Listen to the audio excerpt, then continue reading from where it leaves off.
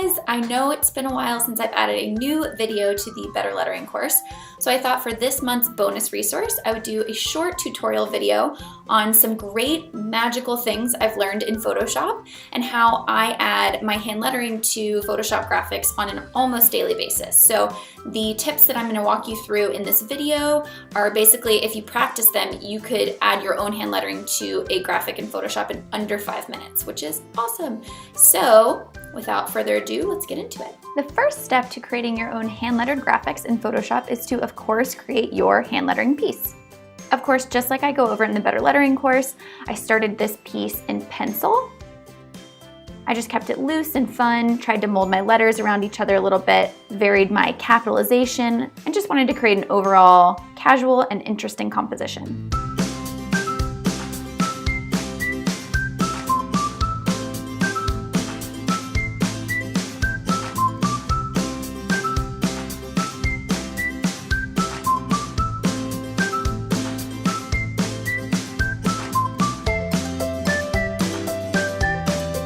Once I have my general piece down in pencil, I went over it in Sharpie, which is my favorite hand lettering tool of the moment.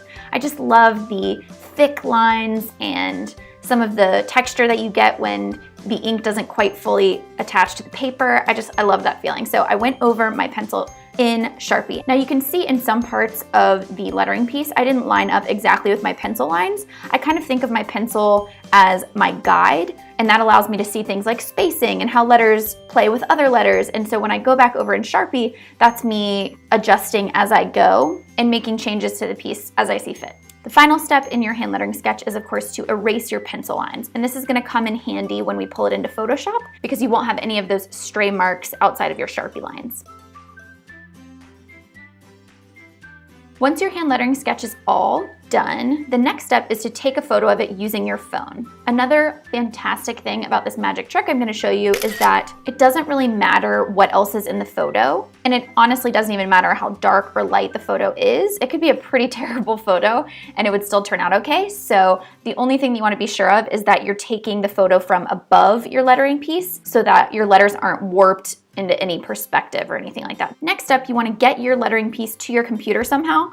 I use AirDrop for that, which is really great. My MacBook communicates with my phone over Wi-Fi, so I can really easily just send my photo to my computer, but you could also email the photo to your computer as well. The next step is going to be to open your lettering photo and then also the graphic that you want to add it to. So this graphic could be another photo that you've taken, or it could be just something that you create in Photoshop.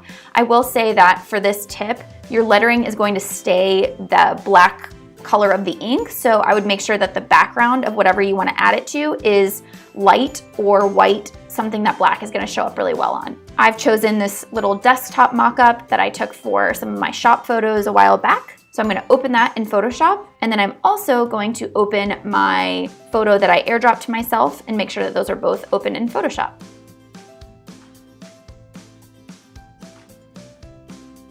Step 5 is to use the magical polygon lasso tool in order to basically cut out your hand lettering from the background of your photo. For something like this, where you don't need a very precise cut, you just want to make sure that you grab the entire thing, it works really well. And then you're going to press Command X, or whatever the shortcut on your computer is for cut, and you can see that pops it right out of that photo. And then for step 6, you're going to paste that lettering into your graphic. So you can see I come right over to my other file in Photoshop and I just hit Command V, which is going to paste it right in there. Now, this doesn't look very pretty, does it? But that's okay. This is where the magic comes in. We are going to first adjust the levels in the layer that we just pasted in, our lettering layer, and that is step number 7. The goal here is maximum contrast. So you're trying to make your whites really white and your darks really dark. To do that, I use the keyboard shortcut Command L, which pulls up my layers panel. And the goal with this panel is to just, again, whiten up your whites and darken your darks. So you're gonna adjust your sliders there in order to do that. So as I pull the right-hand slider, you can see that my whites get way white. You don't wanna go too far because that's gonna start to lighten up your Sharpie as well. So that's when I head over to the left-hand slider and I darken up my dark. So I've got the bright white underneath and the dark black on top. Another additional adjustment that I like to make is to drop the saturation. So to do that, I hit Command U to pull up my hue and saturation panel. I'm gonna pull that second toggle, the saturation toggle, all the way to desaturated. And I've just found that this comes in handy. Let's say if the lighting is bad in your original photo, you'll notice that around the edges, after you adjust the levels, you'll see sort of like a blue hue or sometimes a red hue. And if you drop the saturation to completely black and white, it's gonna make your letters really crisp. Finally, this is the magical step. So you're gonna wanna change your lettering layer style to multiply. So to do that, in your layers panel, you're gonna make sure that your lettering layer is selected like I have here. And then you're gonna see where this normal drop down is here. I'm gonna click it so that it drops down my layer styles, and I'm gonna select multiply. And what that does is makes all the white in that layer basically transparent.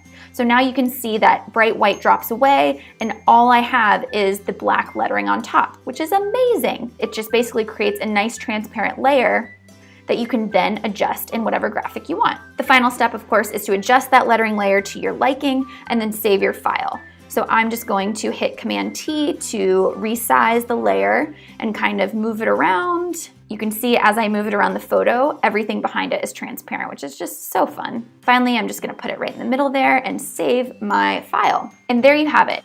I hope you guys have enjoyed this short tutorial, and I hope that you continue to experiment with your hand lettering and what you can do in programs like Photoshop to digitize it and make it really fun.